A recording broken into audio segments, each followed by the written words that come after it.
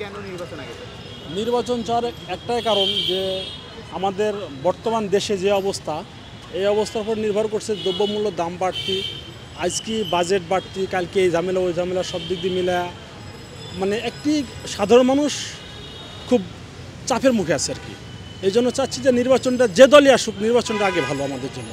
নির্বাচন আসলে কি দ্রব্যমূল্যের দাম কমবে আপনি কি মনে করেন? না, দ্রব্যমূল্যের দাম কমে না, কিন্তু ঘটনা হচ্ছে যে আমাদের ডলারটা আপ ডাউন হয়, সেটা তো আসলেই পাওয়া যেত। কারণ কি বাংলাদেশের সরকার নির্ধারিত না হলে বাইরে থেকে কোনো সাহায্য আসবে না আমাদের জন্য।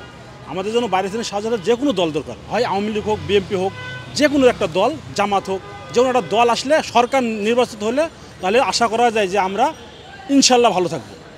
আরেকটি বিষয়, আমাদের যে সরকার পদ্ধতি, যেখানে সংসদের হাতে কিন্তু অনেক বিষয়গুলো থাকে, উন্নয়নের বিষয়গুলো থাকে, সেক্ষেত্রে যদি নির্বাচন আগে করা হয়, সংসদীয় আসনটি যদি নিশ্চিত করা যায়, সেক্ষেত্রে আসলে উন্নয়ন সম্ভব কিনা?